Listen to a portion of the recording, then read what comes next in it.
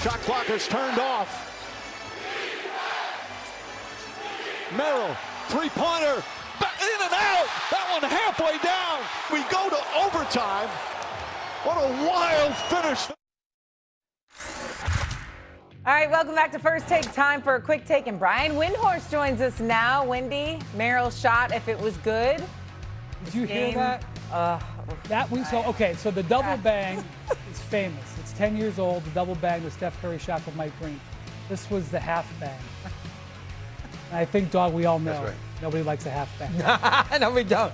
Don't like the half bangers, right? 100%. Do you think that shot was good? Do you think it was good? Do you think it would have ended it for the Cavs? It would have ended it, but I got to tell you, it shouldn't have gone in. Basketball karma says that shot doesn't go in. The way the fourth quarter went, the same with Shamet, that goes in because the Knicks were playing that way. I'm not Mr. Spiritual. And the same thing last year for Halliburton. Yeah. The Knicks blew a 14-point lead with 2.5 minutes to go. Well, deserved to go in. That's right.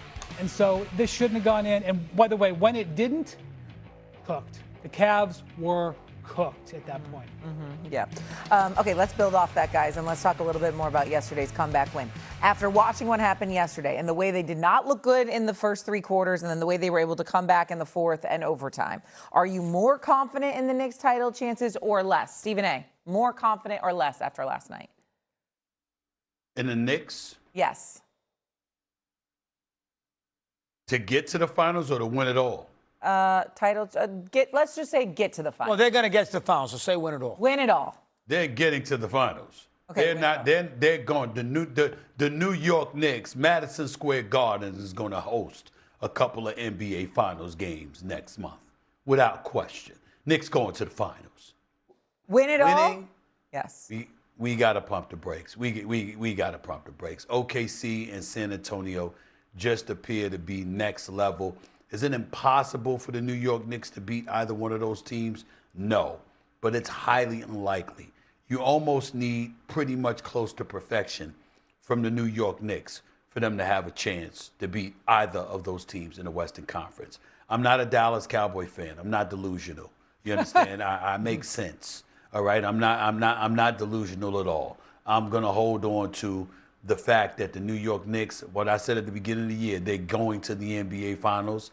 I firmly believe that. But winning it over OKC or Wembanyama and San Antonio, that's a tall, tall order. But I reserve the right to address that once the finals are here. And, Steve, to be fair, you have bounced around with the Knicks all year long. Be fair. You bounced around. Oh, no, you bounced nonsense. around. What about you? Detroit beat him in January, and you you thought the Knicks are dead, for crying out loud. You were hot. You moved the goalposts. Move the goalposts. Hey, listen. I give credit where credit is due. Mike Brown changed my mind because he put the ball in Karl Anthony Towns' hands and allowed him to be a facilitator and took Brunson off the ball. Certainly that wasn't the case last night. But they changed stuff up. And what they've done offensively, plus the utilization of his bench, Knicks players don't look nearly as tired as they did last year under Tom Thibodeau. I think the combination of those two things are things I didn't see when they went up against Detroit. So I'm happy about it. And by the way, I would have picked them to beat Detroit. I would have picked them to beat Detroit in this series too. I would have as well. He did love Detroit. You know, we were sitting here every Wednesday. He loved it. I did. I think, listen, this is the kind of win that makes you start to believe a little bit. I mean, they've been playing really well. They've been playing really well, but the Knicks had laid an egg and not had won the game, and Cleveland won, and the Knicks lose by 15. It's like, geez, here we go again. But the fact that they got off the deck and won this crazy game, miraculously, first game, in the history of the NBA, somebody was 22 down in 7 minutes to go. To do that, they're flying at home. They got a lot of belief right now. Listen, they played San Antonio pretty well in the regular season. They won 2 out of 3. And the game they lost by 2. So maybe, I'm not saying they're going to win the final, but I think they will be more competitive than I thought they would be prior to what we've seen with the Knicks in the last, say, 3-4 weeks, since that Atlanta game 3, or game 4, when they were down 2-1. The Knicks are dangerous. They can score.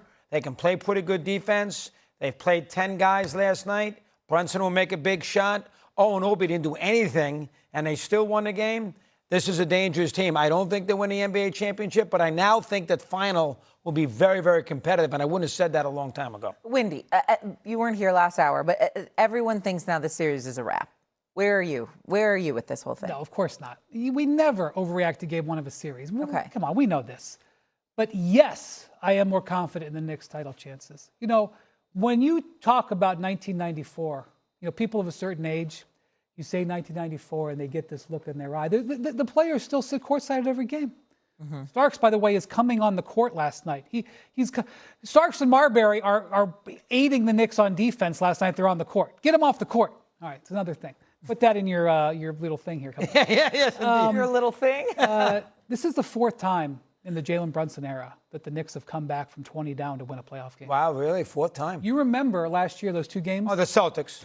Right. So this is one of the things you think about a team that's special. Obviously, when the Knicks play great and everything goes well, they can win.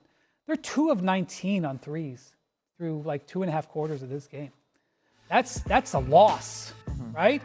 But this is, you know, what we're seeing right now. In 20 years, people are going to be remembering this team. Jalen Brunson will be sitting courtside in the seats that Patrick Ewing is in. And people will remember 2026 because of how special this team is. And I think we can agree that this is a special team. This is a team that's had quite a ride during this regular season, but you watch how they're coming together. This last month, there's something special going on. They will be the underdogs. If they win 3 more games here, they will be the underdogs, absolutely. But this team is special. And the other thing I liked about it, maybe they wouldn't have come from the down, but nobody in the building left because they've seen the team come back. Nobody on the Knicks ever looked like they quit at all. You could argue that the Cavs quit on the game. It was the Knicks who didn't quit. So when you ask me, am I more confident? Yeah, I am. You know, I am not going to be in the business of underestimating this Knicks team. You want to add? No, that's what I'm point. That's my point, Wendy. That's why I'm telling you they're going to the finals. They're going to the finals. I know that you don't want to, you consider such statements hyperbolic because you've been around long enough and you've seen game one. But I would say this to you, Wendy. You know what? This year, teams that were up 20 points in the fourth quarter or more, all right, and ended up, you know, what was their record? One, you know, in terms of people who lost the lead, 1-521. It doesn't happen. It's only the second time it happened all season long. That's number one. Number two, you know, when you look at what you're saying about the New York Knicks, it's not about Cleveland losing a game one. It's the demoralization that kicks in when you know that, when Jalen Brunson goes out there and he busts your ass like that's a problem. When we looked at, listen, Shay, just so y'all know, because Shay will love this because she loves Chicago, all things Chicago, Chi-Town. Okay, we get it. You know, when Dave Checketts was running, Doggy would appreciate this. When Dave Checketts was running Madison Square Garden and you had Ernie Grunfeld as your general manager, cats like Ed Tapscott and my brother and a whole bunch of other people, right?